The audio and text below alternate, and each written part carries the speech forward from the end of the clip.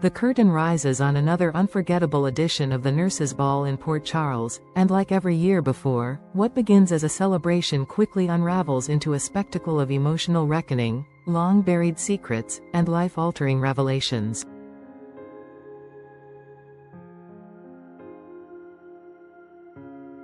This year's event, aired on May 21, 2025, is no exception. The General Hospital stage, known for its glittering performances and poignant tributes, quickly transforms into a battleground of exposed betrayals, strained relationships, and shifting loyalties. At first glance, the evening sparkles with glamour and tradition. The nurses lead with a lively opening number featuring Dr. Gannon, setting a tone of vibrant energy. However, beneath the music and choreography, a different kind of performance plays out behind the scenes, one that could have devastating consequences for many of Port Charles's most prominent figures. Curtis, whose presence at the ball is initially one of reserved composure, can no longer hold back the truth that has been eating away at him. The pressure of Drew's blackmail finally cracks his resolve. In a moment of both vulnerability and clarity, he turns to Portia and reveals what he knows. Her response is as revealing as it is heartbreaking. Portia, who had already admitted to one deception, now must come clean about another. She confirms Brad's involvement in the scheme and acknowledges the depths of Drew's betrayal. Curtis is blindsided, not just by the content of her confession, but by the fact that it's the second time he's caught her withholding the truth. For a couple still trying to rebuild trust after previous fractures, this revelation is seismic. Curtis doesn't shout or accuse, his silence speaks volumes. With quiet devastation, he confesses he doesn't know how to move forward, even after Portia insists she won't hide anything from him again. But promises made under pressure rarely hold weight, especially in a town where secrets are currency. Elsewhere, the tension surges into another family. Alexis, long a fierce protector of her daughters, finds herself cornered by a storm of blackmail orchestrated by Rick and Ava. The two have done the unthinkable, secured Christina's release from legal constraints by forcing Alexis to confront a truth she had hoped to shield her from. Christina, who was still dressed for the prom and emotionally raw, finds herself blindsided by the revelation. The bond papers, which she believed were safeguards, were actually instruments of manipulation, tools used to keep her under control. Alexis scrambles to justify her choices, insisting that every move she made was for Christina's protection. But to Christina, the line between love and control has never looked blurrier. The emotional weight of the evening doesn't stop there.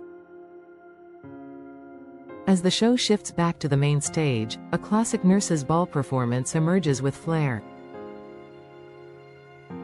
Anna, Lucy, Felicia, and Spinelli take the spotlight for a rendition of "These Boots Are Made for Walkin'," a number both delightfully retro and awkwardly charming.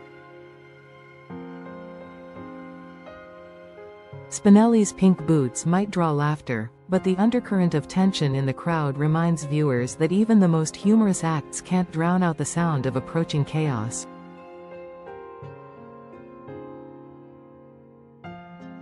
One of the night's most powerful moments comes courtesy of Gio. The young man takes center stage for his violin debut at the ball, channeling passion and precision into every note. The crowd is visibly moved, but none more so than Lois, whose pride is unmistakable. Her eyes never leave Gio, and for those who know the layers of the past she carries, her reaction speaks volumes. Watching nearby is Lulu, who has spent weeks piecing together fragments of a puzzle that everyone else seems desperate to ignore. Lulu approaches Lois in the aftermath of the performance, her voice low but resolute. It's not an accusation, it's a confrontation born of concern and painful clarity. She has come to believe something almost unthinkable, that Gio isn't just a talented young man, but the son of Dante and Brooklyn. Her suspicion is not without merit. From Lois's fiercely maternal pride to the veiled glances exchanged across the room, Lulu has picked up on every breadcrumb. She delivers her theory not with malice, but with a desperate need for honesty. The confrontation is quiet, yet explosive. Lois doesn't deny it outright, but she doesn't confirm it either. Her face, tight with emotion, betrays her inner conflict. For years she has protected secrets, guarded truths, and sacrificed transparency in the name of family. But now, in this charged moment, the weight of that silence is catching up with her. Whether she will finally admit the truth to Lulu, or to Gio himself, remains to be seen. What is clear is that nothing in Port Charles stays buried forever, especially not the truth about who you are and where you come from. In the span of a single night, the nurses' ball has once again proven its power not just as an annual tradition, but as a crucible of emotional transformation. Relationships have been tested, identities questioned, and futures altered.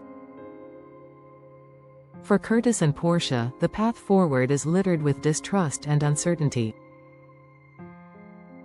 For Alexis and Christina, the maternal bond has been strained in ways that might never fully heal. And for Lois, Gio, and Lulu, the ghosts of past decisions are closing in fast, threatening to expose truths that could reshape the entire dynamic of several families. This year's ball ends not with a dramatic finale or a curtain call, but with a sense of unsettled energy. The performances may be over, but the reverberations will echo for weeks to come. Port Charles is no stranger to scandal, but when the drama reaches this deeply into the heart of family and identity, no one walks away unchanged. As secrets begin to slip through the cracks and truths demand to be acknowledged, one thing is certain: after this nurses' ball, nothing will ever be the same again.